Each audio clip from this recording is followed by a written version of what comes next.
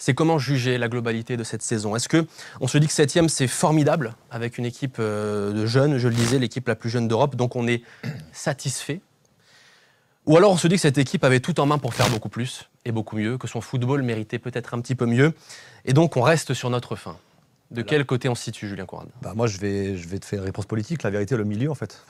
Parce qu'au départ, on dit tous, on va faire entre 6 et 10, en se disant que 6, c'est hyper ambitieux et que jamais on y arrivera.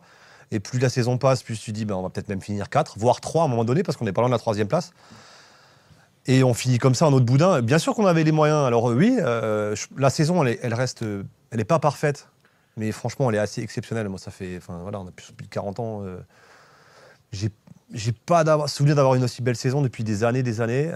Donc moi, je suis vraiment content. J'ai pris du plaisir au stade, à chaque match. Ça finit sur une mauvaise note, mais il faut vraiment qu'on arrive à la sortir, cette mauvaise note. Mais la partition est belle. Elle est belle, et puis ça fera une Coupe d'Europe. Quand tu bats Paris, quand tu bats Marseille, quand tu bats Lille, quand tu tiens Marseille, quand tu tiens Lyon, je suis désolé, tu t'attends à une fin différente. Donc au début, forcément, j'étais mitigé comme la plupart des spectateurs. Et puis au fur et à mesure des matchs, on nous a dit, on nous a répété, et les joueurs l'ont montré sur le terrain, que la jeunesse, c'était un faux débat. Effectivement, on a fermé nos bouches parce que le débat, il n'existait plus. Impressionnant de voir à quel point cette équipe s'est bien trouvée en étant aussi jeune. On n'en a plus parlé pendant des semaines et des semaines, c'était plus du tout le sujet d'actualité. Et forcément, quand tu arrives sur les 2 derniers matchs, tu t'attends à mieux. Donc forcément, tu es déçu, ça fait un peu l'effet d'un pétard mouillé sur la fin.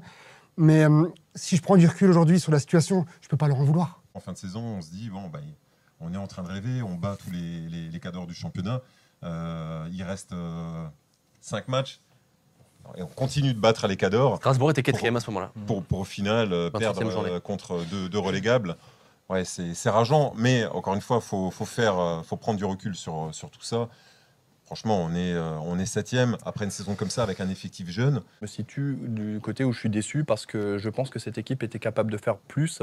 Je regardais le nouveau classement, on est à 4 points du 3e, c'est quand même assez incroyable.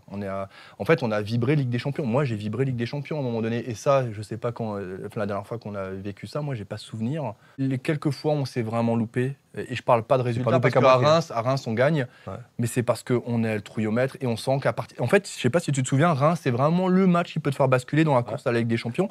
Et c'est là où tu sens que les mecs, ils ont quelque chose vraiment à perdre. J'insiste là-dessus parce que moi, c'est comme ça que je l'ai vécu. C'est comme ça que je l'ai interprété, en tout cas, au quotidien. Et ce que les mecs ont fait cette saison, c'est assez incroyable.